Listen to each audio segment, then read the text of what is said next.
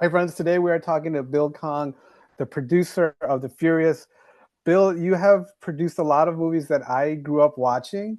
Yeah. And I think not many people know that you're behind a lot of these movies that I guess you could say brought like this type of martial arts cinema to America. Because Crouching Tiger, Hidden Dragon is a classic. You did Hero with Jet Li. And then there's also like for those that maybe have not seen that and more like I think want family friendlier, I guess you say friendlier movies. The live action Mulan, which is one other movie that you did. So a lot of the movies that you've produced are pretty much in this period pieces, like certain genres. The Furious is one of the few that you've done that are kind of like in modern times. Yeah, So yes, yes, yes, yes, yes. what was it about The Furious that you said I need to produce this movie and get it out in the world? Well, it was because it was actually it's a kind of a personal thing, you know. 3 years ago, a friend of mine came around Hong Kong and told me a friend from Los Angeles came and told me that they haven't seen any film like I did earlier, like in the early in year 2000, like Furious, like Crouching Tiger and Hero. And they said, well, because for I mean for over 10 years or 15 years now, nobody's seen much of those kind of film anymore, you know. So he well anybody said I thought you were dead, you know. So I said, well, the thank you for telling me that, you know, reminding me that I'm not dead, you know.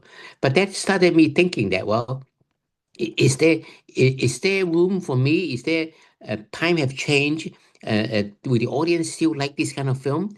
I mean, now, like you say, the new generation, the people who I don't think the new generation ever saw my old movie, you know, or they might even heard of it, you know. So what would they be interested? But anyway, so but that started it. So that's why I call up Kenji and ask Kenji, do you want to? I have a plan, you know. I have an ambition, you know. I wanted to go. I want to do another international movie for the world. You know, the. I said you never done one. You know, so why don't we do something together? You know, and see whether we have it in us to do something that to show the world that we still know how to do it. You know, that's how it started. You know, and then I used that pitch to convince other people, the cast. Uh, uh, let's do something. Let's do something because the reason why it is modern, and that is because. Very simple reason. Okay, we're going to the Western world. We're going to America. Okay, so what do they have? What do uh, uh, uh, what do we have that they don't have? You know. So first of all, money is definitely not. You know, uh, uh, visual effect. You know, beautiful movie. So none of that is our expertise in that. You know, we what we are good at is hand to hand, you know, raw on concrete, Yes, real yes, people feeding on the floor, you know, real people getting killed, you know, real people getting angry, you know. yes. That's how we started, you know. That's why, and first of course, of all reasons, we have no money. Okay, we are poor producers. Okay, okay. Let's be very conservative and do some very raw. This, Mhm. I think the world doesn't necessarily appreciate expensive movie. I think there are room for low cost, cheap, Asian hardcore, great action, but great action movie. That's Yeah, why we are here. yes, yes. I did read a lot of times people make statements that they can't back up. And you made a statement saying that that the Furious is gonna rock the world.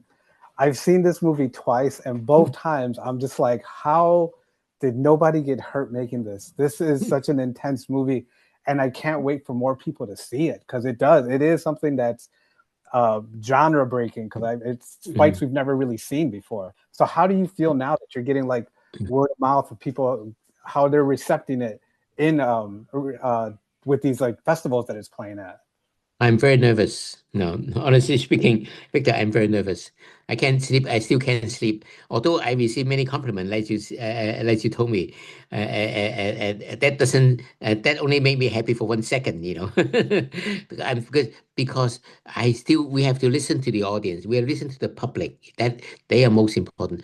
I don't know whether nowadays young people never heard of Crouching Tiger. Young people is that young people interested in martial art? Are they interested in that kind of kung fu? I don't know. I don't know. I only know that they're interested in horror movie, but I don't know. I don't know whether they're interested in action movie. But I don't care. What we do is we're gonna do our best. We're gonna show them what we can do best. And I'm doing, even though this film may fail, but I tell you, we're gonna come back. Me and Kenji is gonna come back and do more. We are not. We are not concerned. We will stick to it and make something good enough for them to really come back and see action movie. Yeah, no, I think it's going to do really well. I mean, like I said, I've seen it twice, and both times I'm just like, this is just the most amazing thing I've seen recently. I do want to say that your dad started the film business, so you grew up pretty much in the film business.